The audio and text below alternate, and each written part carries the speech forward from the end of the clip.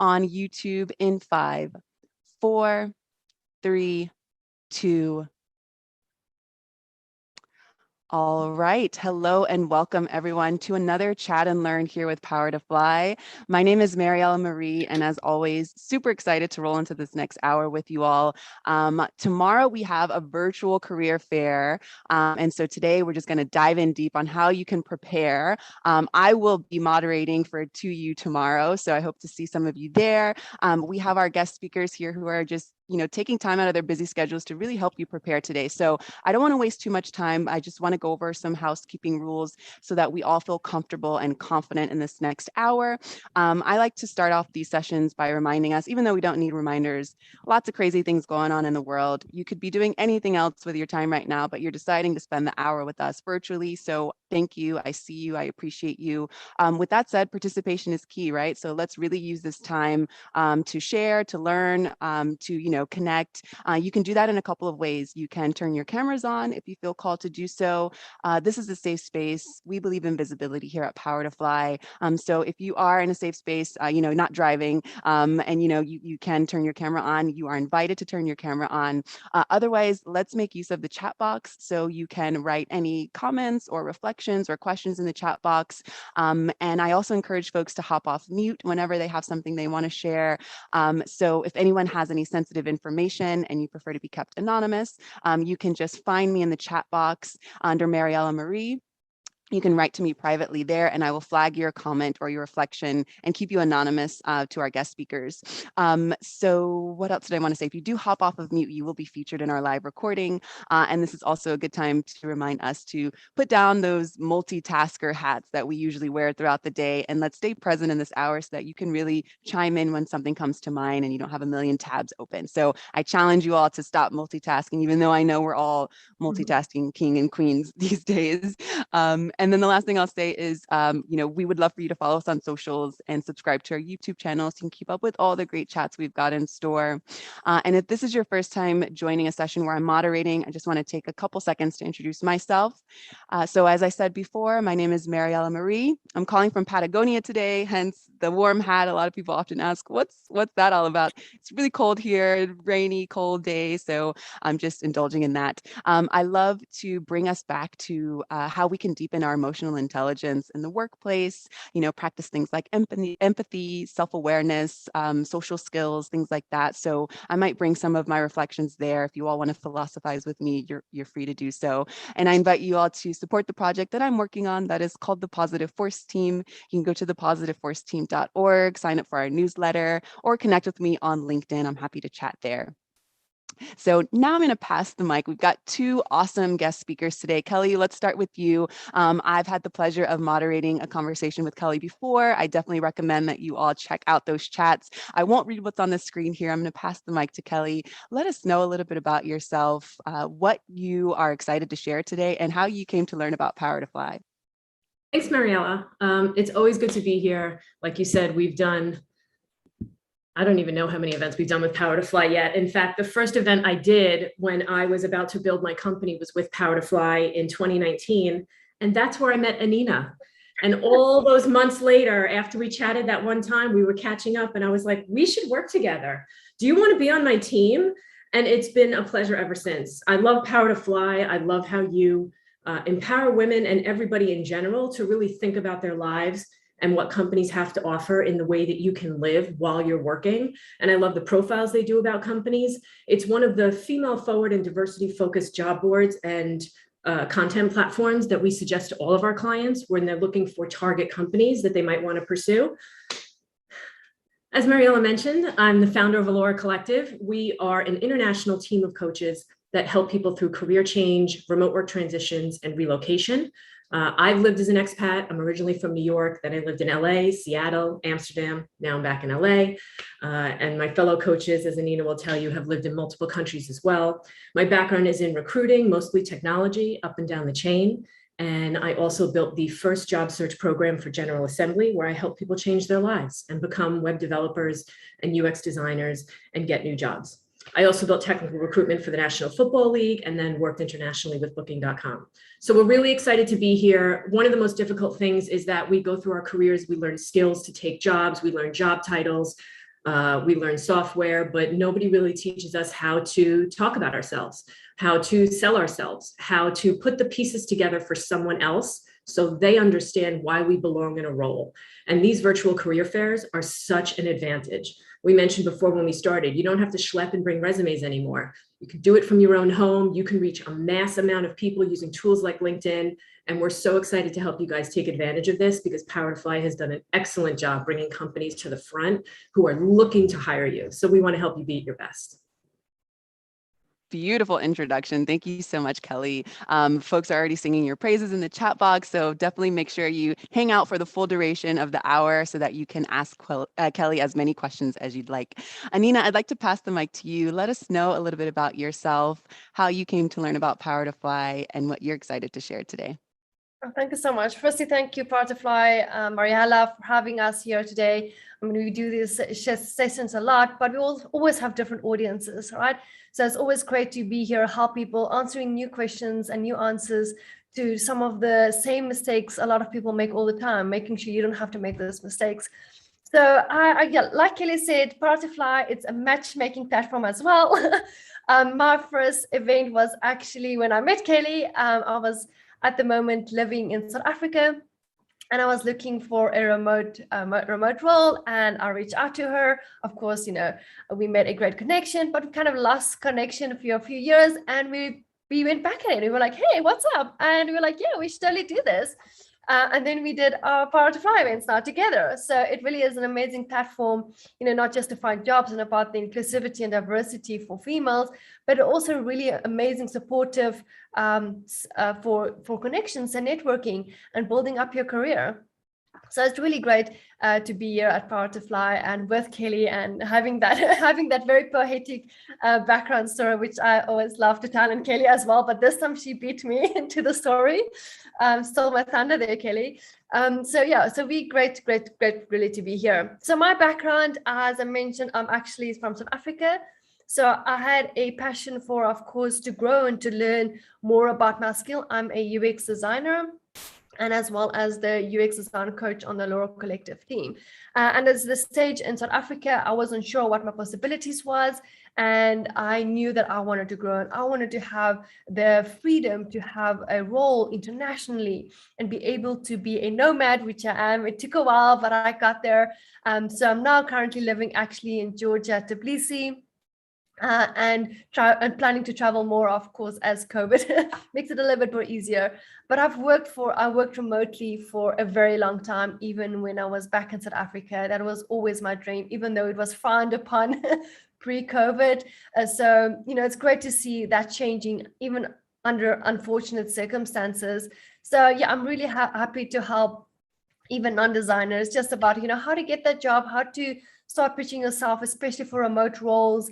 You know, how's that difference from actually doing in-house, right? If you're apply for remote roles, you know, having a virtual job fair. So this is your first intro. This is your first application, actually speaking to on a virtual job fair.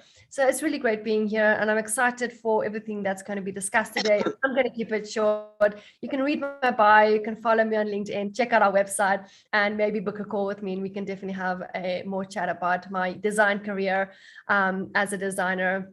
I really want to get into the questions, and yeah, happy to chat.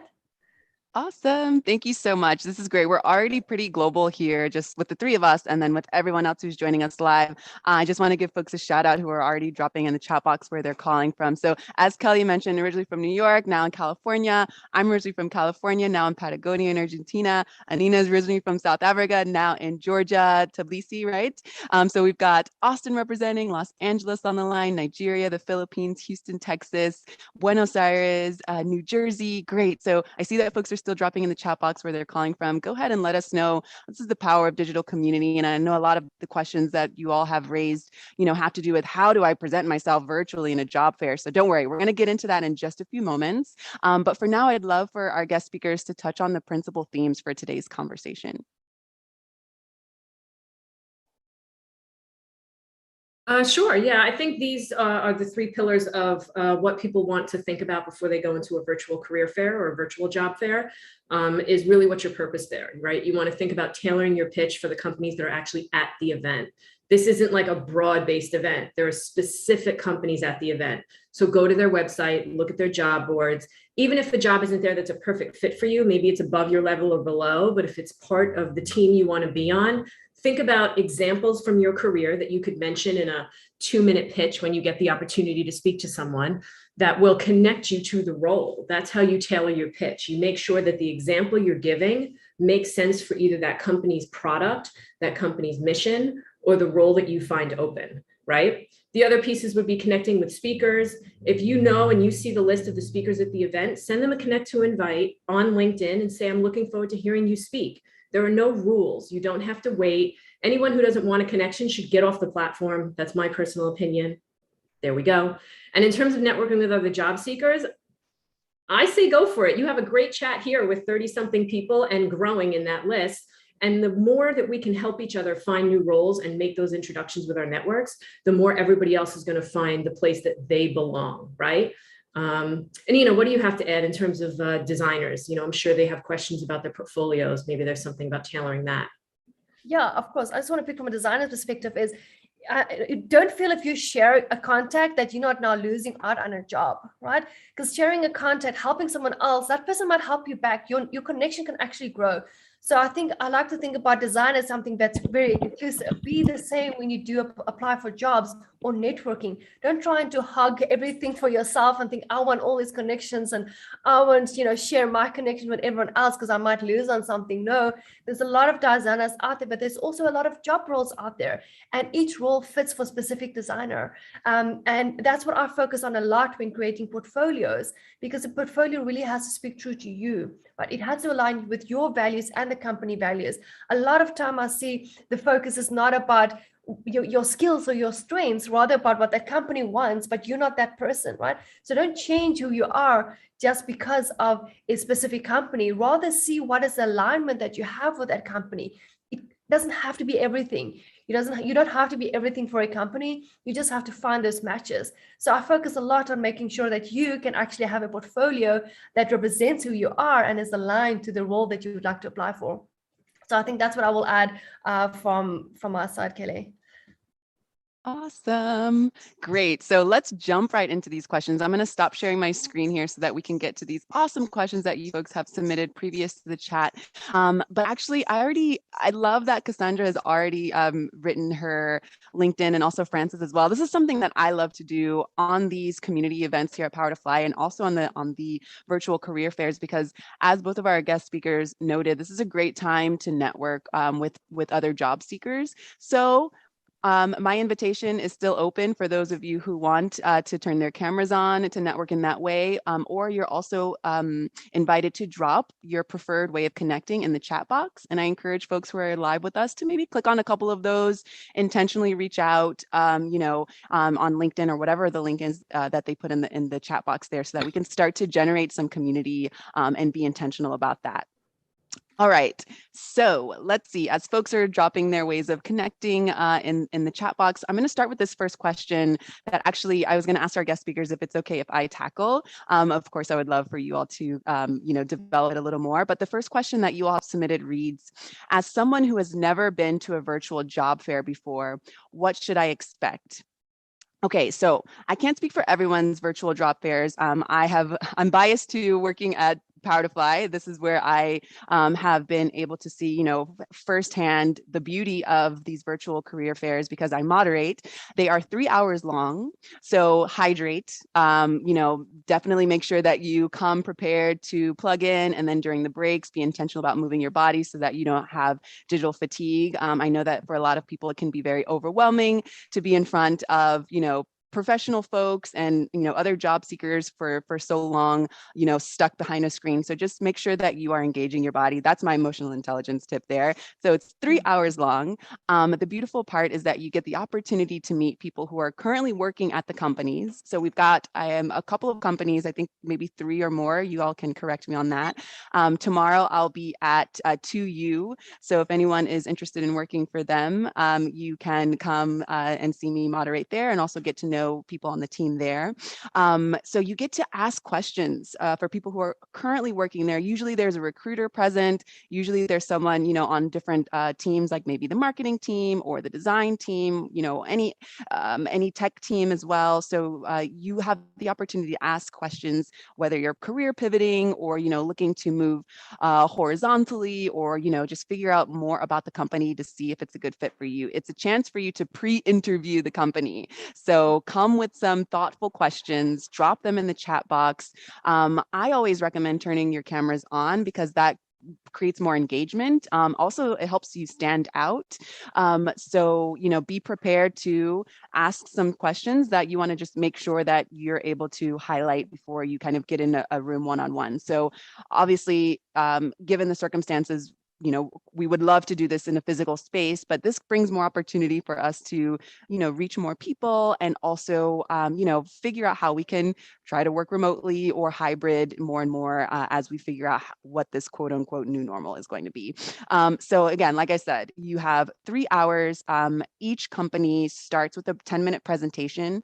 I definitely recommend joining that presentation because then they might answer some of your questions there. You don't want to waste anyone's time. You don't want to show up late and maybe ask a question that they were really hitting hard on during their presentation. So try to come on time to the presentation.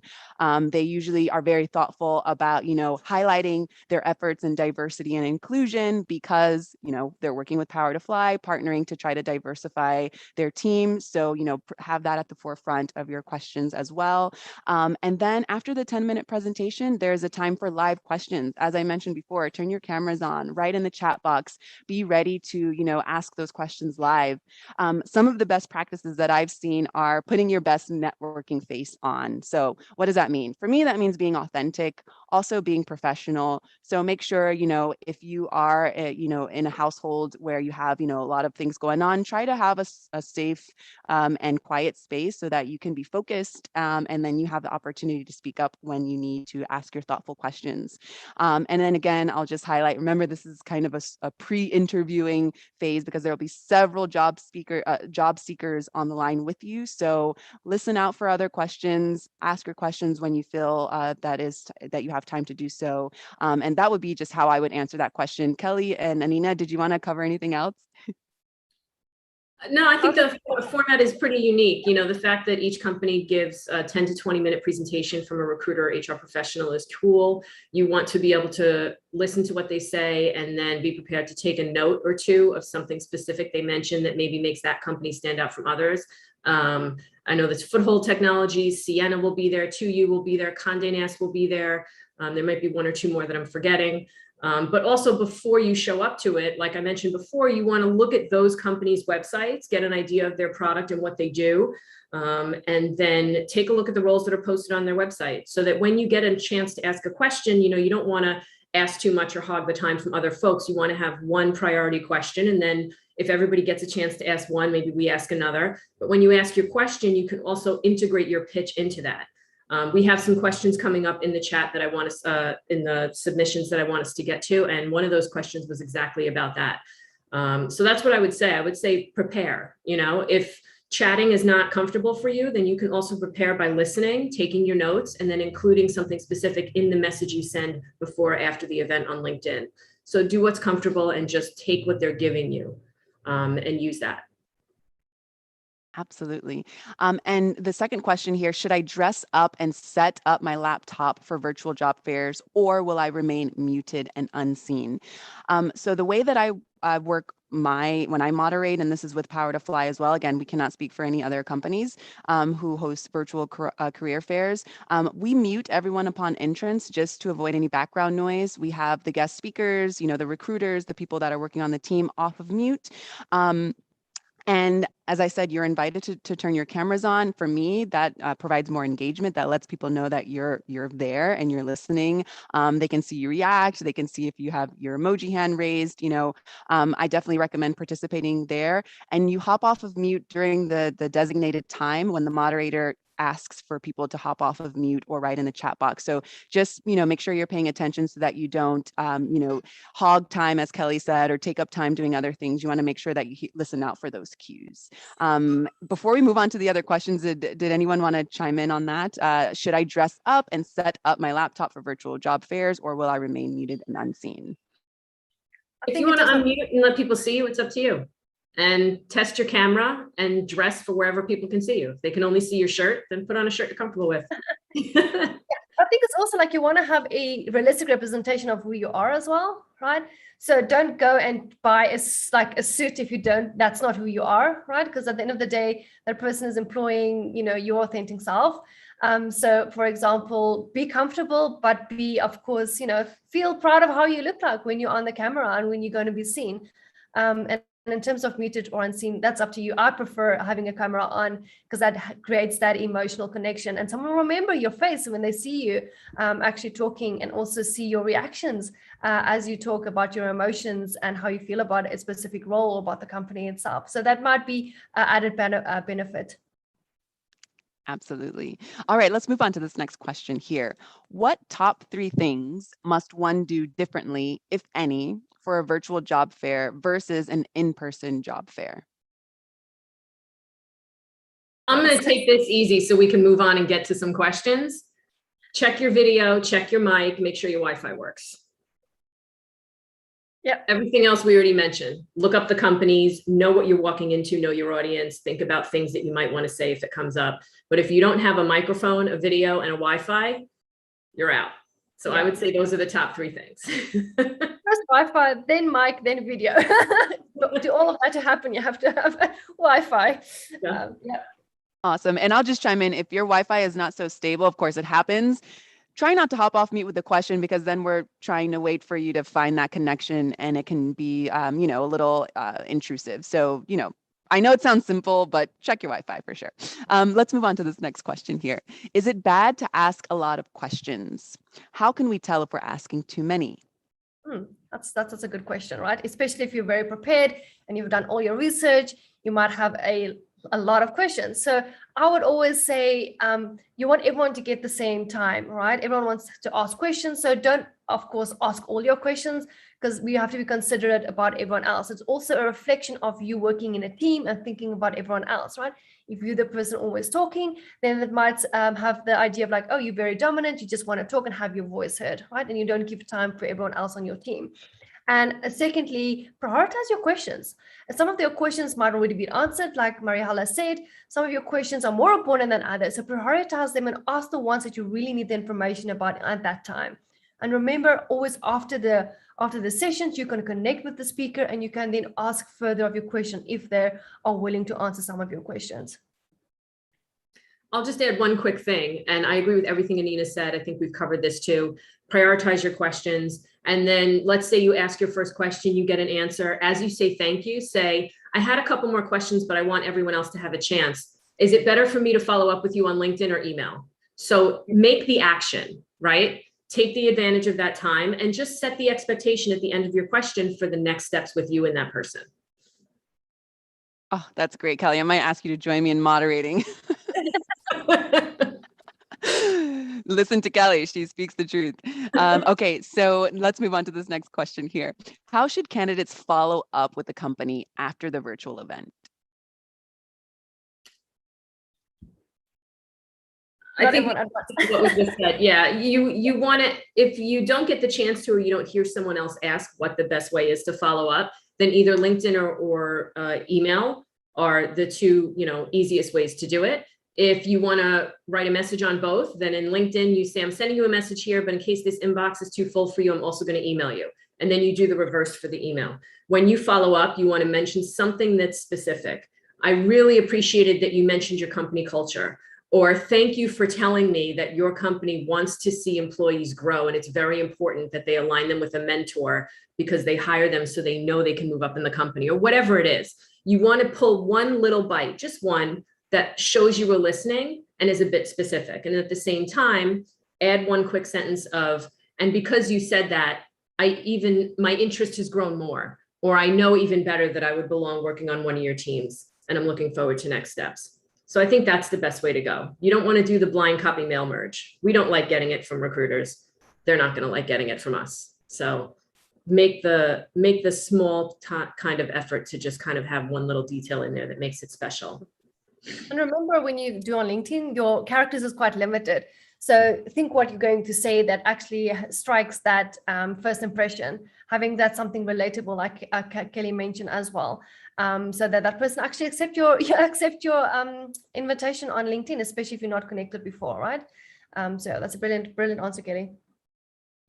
Absolutely. Absolutely. So I'm just dropping in the chat box here the list of companies that will be joining us tomorrow. So you will have an opportunity to plug into their presentations and ask questions. So I definitely encourage you all start that research today if you haven't already, so that you can come prepared with all of the tips that we're sharing today.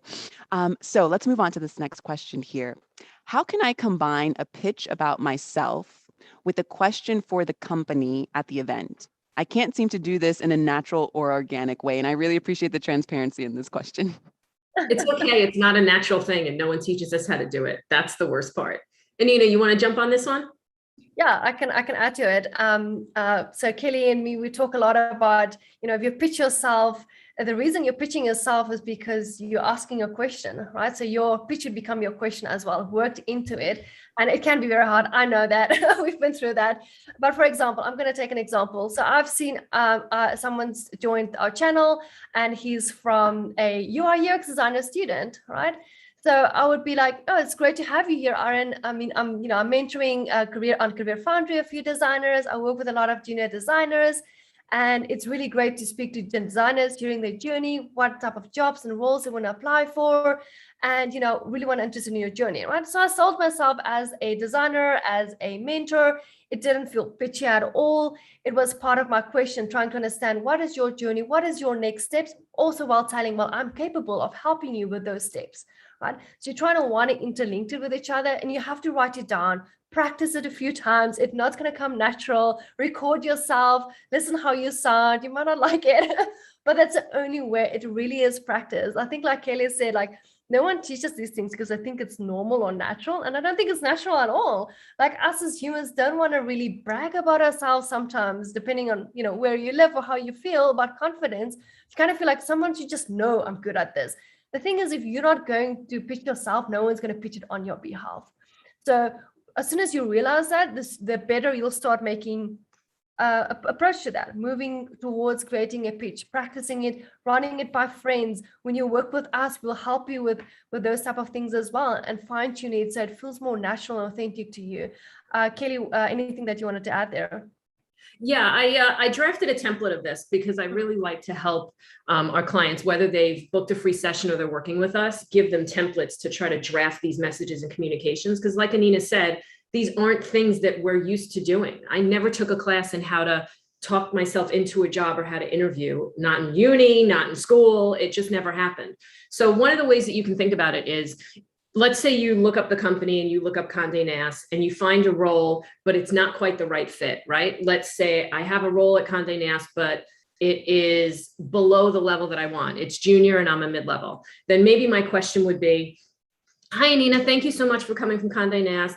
I follow multiple publications of yours. I'm a really big fan of the company, and I really appreciate the way you offer a variety of content to folks. Myself, I'm a content strategist. And what I really appreciate about what you all are doing is that you're sending out content, like I said, for a variety of folks.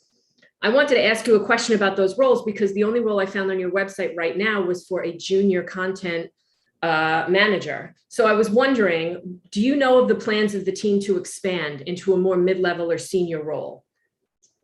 So you think of the word because in the middle, right? It's similar to when you're answering an interview question, when they say, tell me about a time. And then you say, a time that I achieved something great or a time that I increased traffic was this, for example, and then you give the details of the company, your role on the team, and the other pieces. So think of these things as two-part. I hope that made sense. I tried to kind of frame it as best as I could, right? The because of why you're asking the question is because you belong working at the company. Yeah. So whether you mention the role that you're looking for or you mention the skills that you bring, I'm really glad you showed up at the job fair today. because I happen to be a specialist in the software that you're using. So I'm really excited that you guys are hiring on that team, because I've been working with SaaS companies, or I've been a front-end developer specializing in React for the last 5 years. So I'd really like to learn more about that. Do you know how many roles are open, or who I can follow up with about that? Does that make sense, everybody?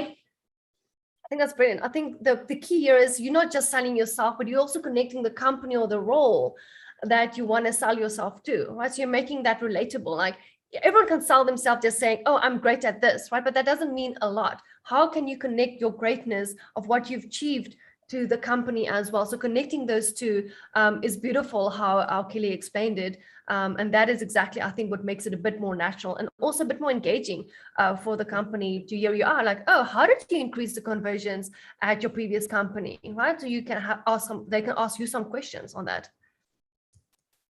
Absolutely phenomenal advice. And I'll just say, I mean, I really love when someone asks questions that aren't kind of dead-ended. I didn't really know how to explain it, but Kelly basically showed you how to not do that. So instead of saying, I'm this and you don't have this on your website, it's like, that was that a question, or are you, how can you make sure to let them know that you're interested, and if they haven't thought of it, maybe they should because look at how you're bringing yourself to the table.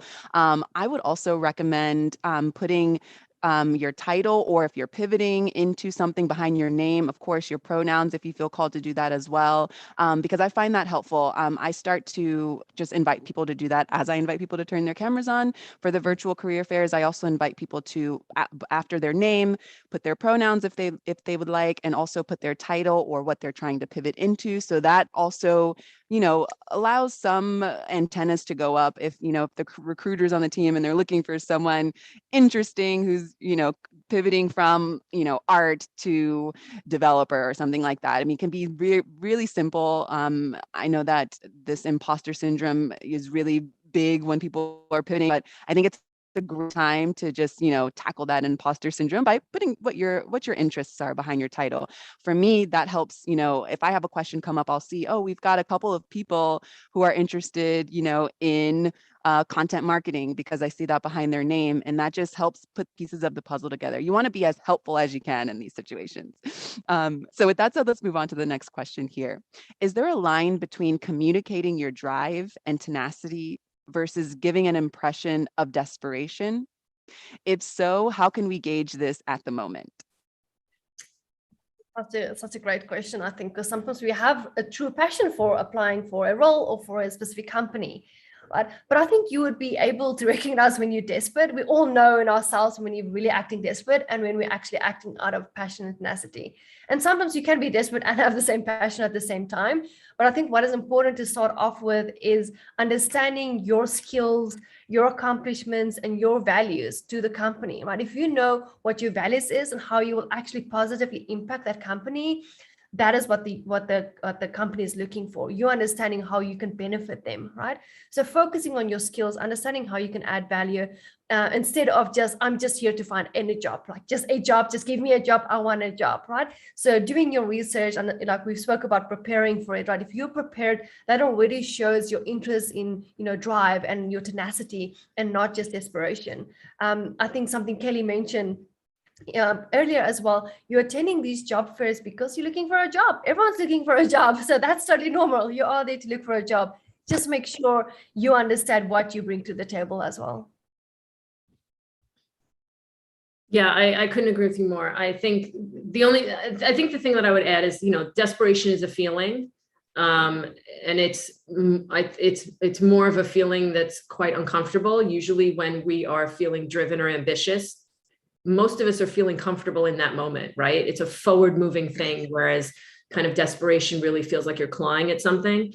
I think expectations are the most important thing to set, whether you're in a job search, you're showing up to a job fair. First of all, everyone at the job fair is there because they want to work for a company. So you're amongst your peers, right?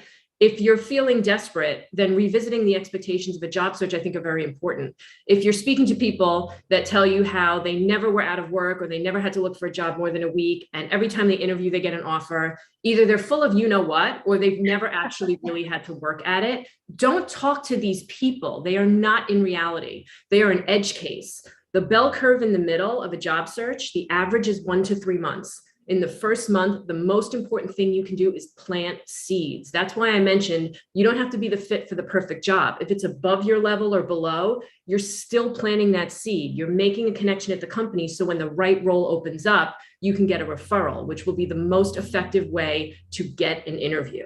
That's your goal here. Your goal is to get an interview. Your resume gets you an interview. A job fair can get you an interview. Once you're in the interview stage, that's it. It's the feature film. You tell your story, you make some friends, and you see what happens, and hopefully you get to the end.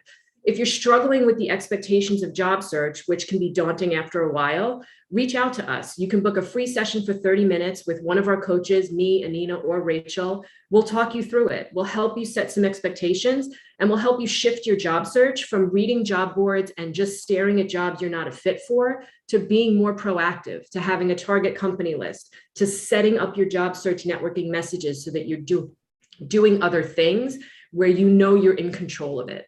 So that's what I would say. I think it's really all about expectations. And if you feel desperate and you feel crappy, then that's normal. Don't beat yourself up over that. Like I said, anyone who hasn't felt that way is not really living in the reality of what job search is. The process is broken. It feels personal for all of the candidates, but not really for the company. It really needs a lot of work to fix it. And that's why we want to help people through it. So it's really not you, it's them.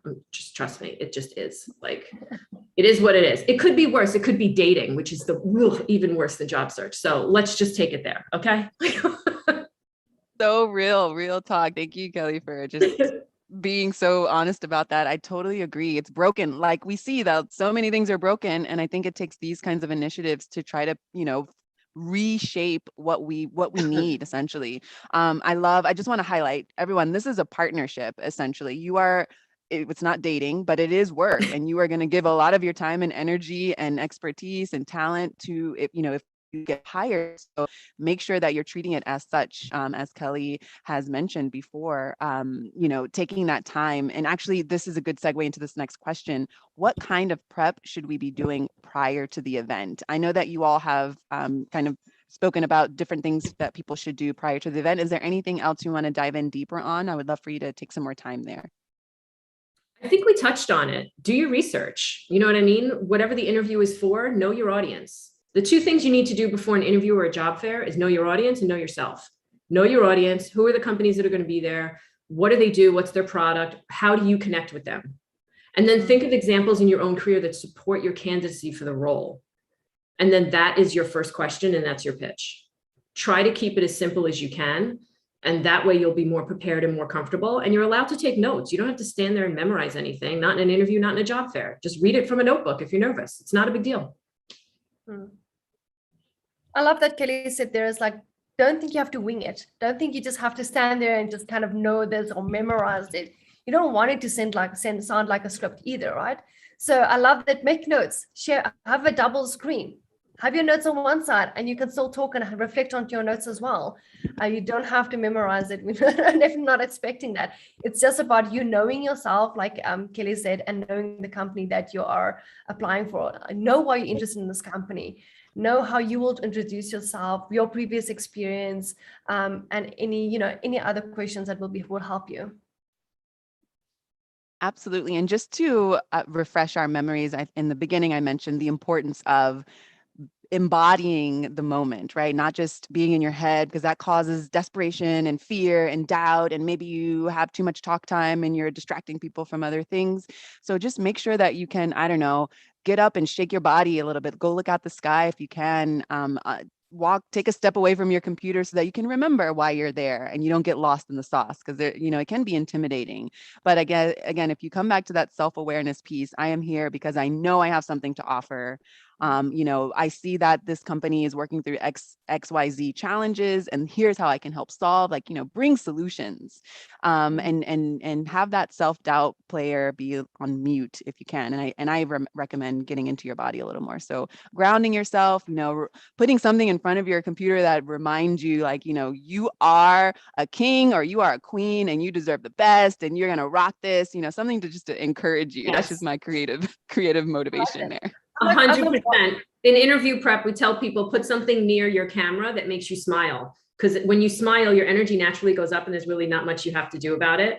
That's a perfect point. And also, Mariella, I love that you just said, when you need a break, take a break. If 3 hours in a job fair is too much for you and you need to look away or turn it off, turn it off. Feed your brain. Don't force yourself where you're not comfortable, because you could always write down their name and say, I'm so sorry I missed your chat. I was so looking forward to it. And then message them after. So take some of that pressure off, like Mariella said, and just be good to yourself. It's a tough process, and it's tough for everybody. Like we said, talk to someone who understands, not someone who's going to be like, oh, I get all my jobs quick. I want to meet those people. Those are educators. I'll take it back. Let's do more questions. There were good ones on the list.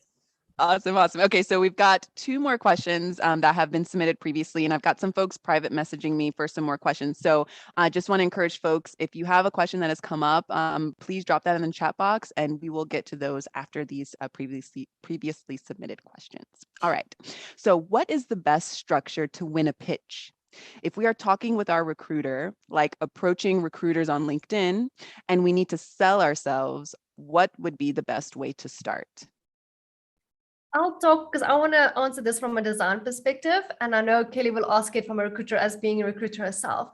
But if I would give advice to designers, always look for the things that's relatable, right? The matching pieces in a company or in a job role. If it's the culture, if it's the product, if it's something about your values, look for those matching pieces and put them together. For example, if company X believes in sustainability and the environment, and you might have worked on an NGO project before, even as a volunteer, or some side hustle that's happening, include those pieces, right? There's nothing as good as a conversation when you can relate to same thing, right? Why do people make communities? Because they have a passion about something together, right? There's something relatable. Sometimes it's hate, but hopefully in this scenario, it's something positive, right? So make sure that you find those pieces, do your research, look at the companies, look at the things like, oh, I find kind of passion or drive by that. Like, I love it that they are inclusive.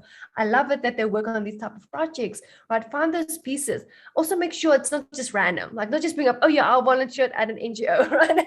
Make sure it, fits into you. So, it's really great that I align with the values of sustainability and environment, work on this project at the NGO, where I really learned how to work with different people or cultures, whatever you learn from that. So bring it in, what you've learned from that, and how that will help you or be positive towards the company as well. So find those matching pieces. And as a designer, there are a lot, right? I like when Mariella spoke about empathy, and that's like one thing a designer, should have and entail.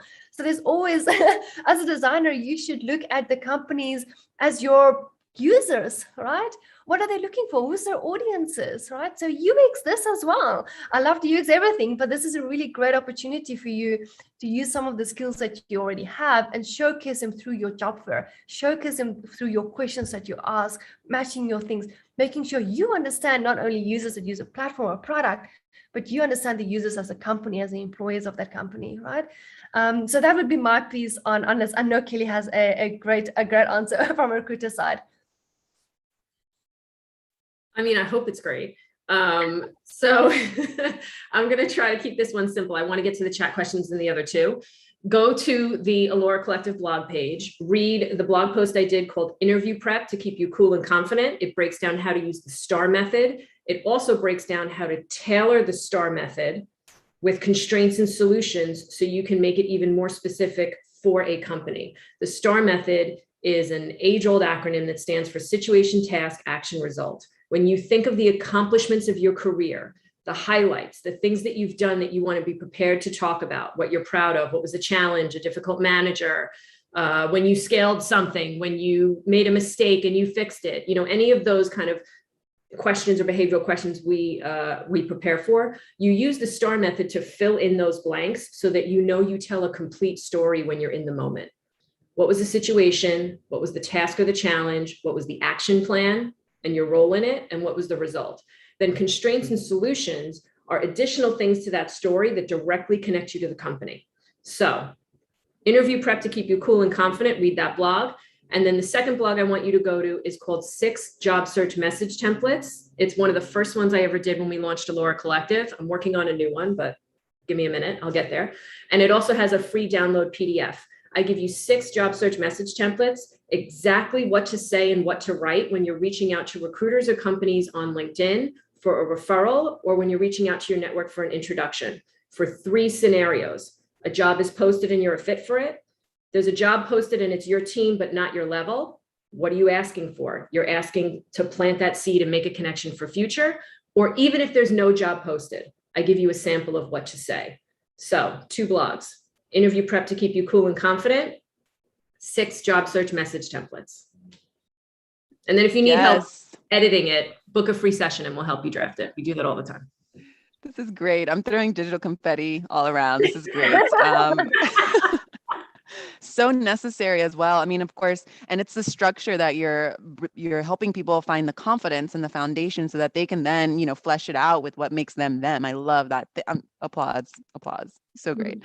Okay, so let's move on to this next question here. This last question that folks have submitted previously, but I think it's going to be very helpful to kind of round out this session before we get to live questions. So you all have mentioned a lot about, tailoring pitches. Let's take a couple steps back. Can you give examples of tailoring a pitch? I'm unsure about the basic concept, and the idea of tailoring it sounds very difficult. Okay, at basic, I see Harvey Lee is in the chat. We've worked with him. He is a developer who changed his career from being a small business owner into working as a software engineer. Hi, Harvey, you're the best.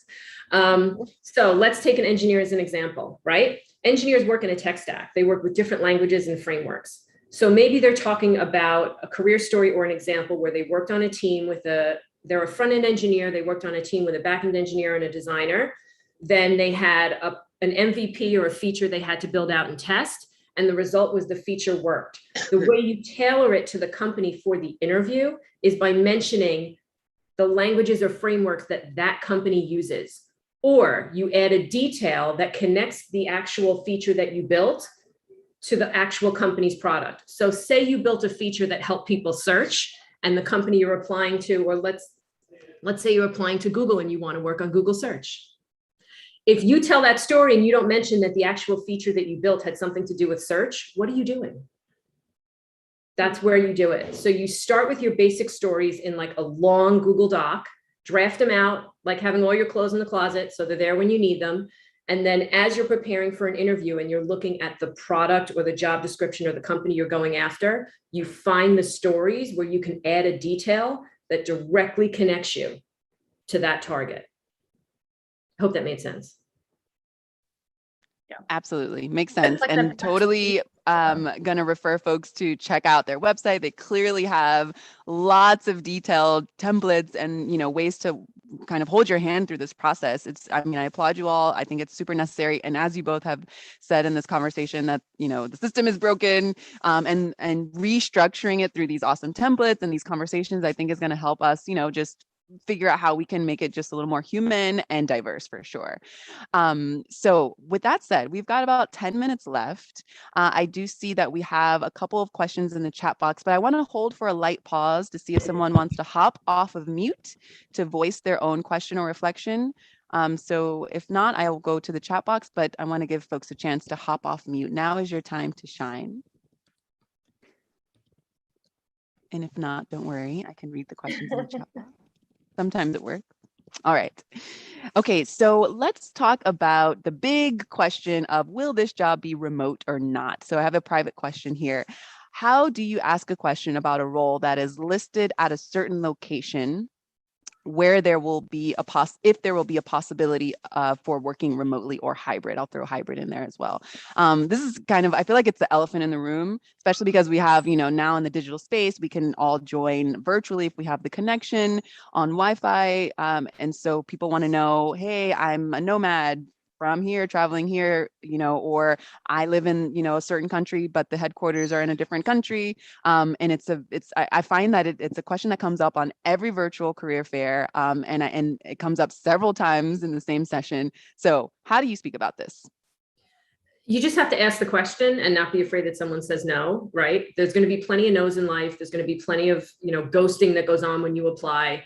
You have to set expectations and just fearlessly ask the question. If you are asking if a job is open for remote work, then your follow-up is, let's say, so I'm reaching out about this role. I noticed the location stamp is based in Los Angeles, but on your website, you do talk about remote work or a hybrid model. Would this role be open for remote work? And if so, what are your expectations of time zone? The key to remote work are the expectations of the time zone. The second key to it is if the company can hire in specific countries, right? If you want to move to a different country, you need a work visa. Like unfortunately, I can't show up in Italy tomorrow and just start working and do whatever I want. You have to have a work visa and a permit to do that. So some American companies can only pay American workers legally. So those are the two questions you want to ask. Sometimes that's why they say they need you based in a certain place, like the US or something like that.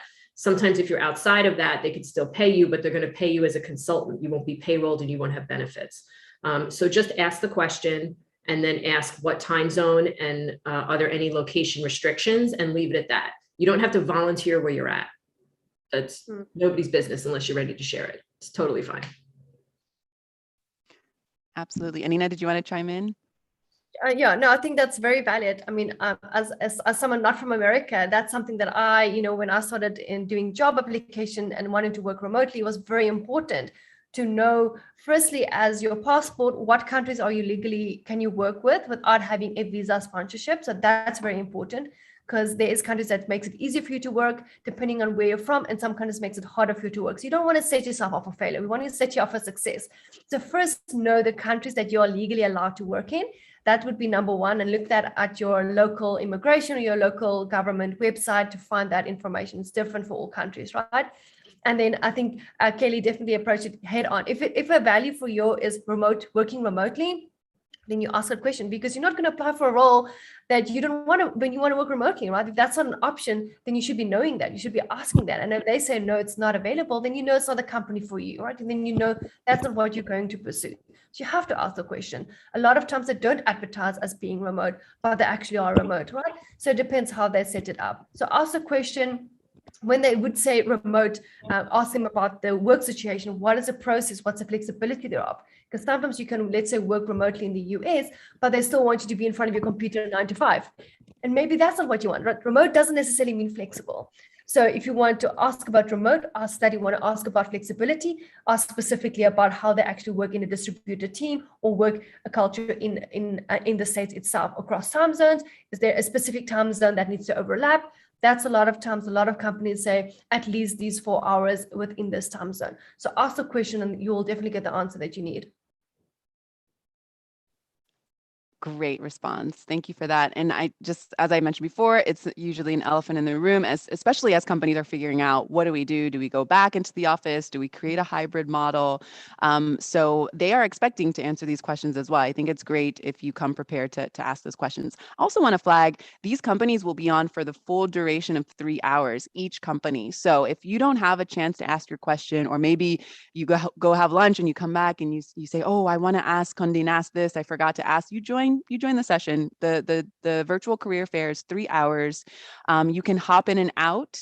Again, we recommend staying for the full presentation so that you can make sure you have, any answers covered there, and then staying for some of the live Q&A portion to make sure that you're getting some questions answered. But if time runs out or you have other things that you have to do, I recommend popping back into that same company if it tickles your fancy, if you're interested in knowing more or asking questions that you didn't have a chance to get to, pop back in for sure.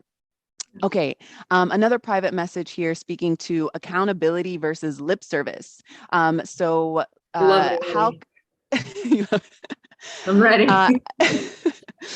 As a person of color, it can be very exhaustive to see that companies are posting a lot of things on social medias and their websites, but how do we truly know that they are working to achieve DEI initiatives? And DEI stands for diversity, equity, and inclusion. Would love to hear your opinions on these. Yeah, I think it's a great question. It's a valid question. I think it's really important. I want to make sure that all of you understand that once you get into interview phase, or even once you have an opportunity like at Power to Fly's job fairs where they've set it up specifically so that you can ask questions, it's important that you know that you can ask these questions. You are allowed to frame your questions. The same way that they're going to ask you, you should be interviewing them. You should not be showing up to a conversation or any interview process thinking that you're taking a test.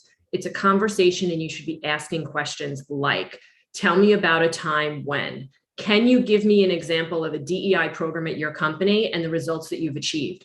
How I noticed that you have a DEI manager on your at your company for the last year. What results have you achieved, and what's the strategy going forward for the next year to even, expand on that program?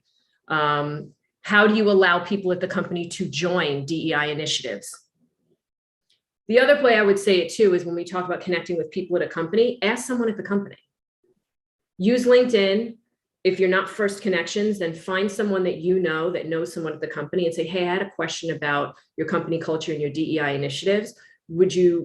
Could I ask you this question? And you can put it in a message. Not everyone has time for a call. And then you can say, if you have time for a 5-minute chat, I'd appreciate it, but put the question in a message. Frame them ahead of time and think about it. If you draft them and you need help, book a free session with one of us and we'll help you draft those questions. But it's a really important question to ask. And LinkedIn is the perfect place to research it. If a company just hired someone with a title of DEI in the last year, they're new. It takes time to strategize. It takes time to assess. It takes time to actually have things affect employees. So you want to ask them what that plan is and how it's going. And you 100% have a right to do that.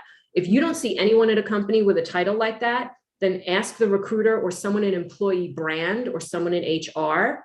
I noticed you don't have someone at your company specifically titled with DEI initiatives. So I'm wondering which department is managing that, and what is your strategy about making sure that you have an equitable and inclusive environment for all of your candidates and your employees that are still there. Mic drop. And ask questions that's important to us. Like, we shouldn't be afraid about asking questions that's important to us. You do not want to work at a company that doesn't agree with you, right? If if you have the answer, then you know how to make a decision. And like Kelly mentioned, is as much as they're interviewing you, you're interviewing them essentially. Like, it is definitely now becoming a candidate's market. So take benefit of that. Ask these things are important. Get the job that you feel you really deserve and feel you're going to grow as an individual. So I think ask the things that's important to you. And if you don't like the answer, then it means that company is not for you, right? If it's not an answer that agrees with you, then you leave it and you move on.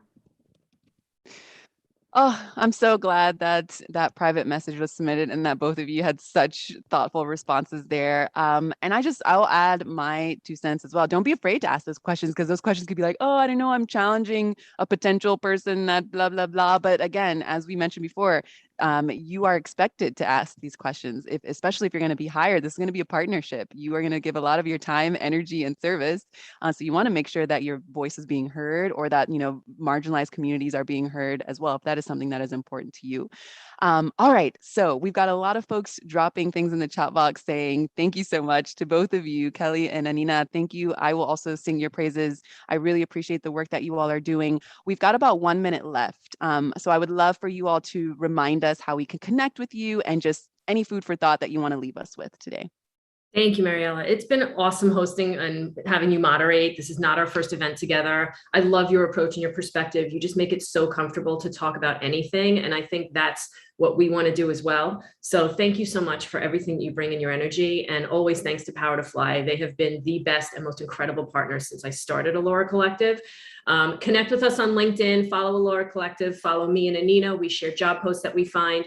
Go to alloracollective.com, book a free 30-minute session with one of our coaches. We will get you started with some free advice. We will review our services and our plans. You'll find free blogs on the blog page, and you can also rewatch any of our events from the event page. Those are also for free. So we wish you all the best of luck. Be confident, get through it. Know that it's going to stink a little bit, but you actually really can do this, and we're here to help if you need us. Yeah, thank you, everyone. This was amazing once again. Last final thought, you've got this, right? Whatever happens needs to happen. So you've got this. Go kick ass. Thank you, Anina. Thank you, Kelly. Thank you, everyone who's joined us for the hour. Good luck tomorrow, and good luck in general. Bring your best self to the table, develop that emotional intelligence piece, connect with these awesome women who are just dropping so much knowledge. Definitely take advantage of what they're sharing. And we'll see you all on the next Chat and Learn. Bye. Awesome. Cheers, everyone. Bye.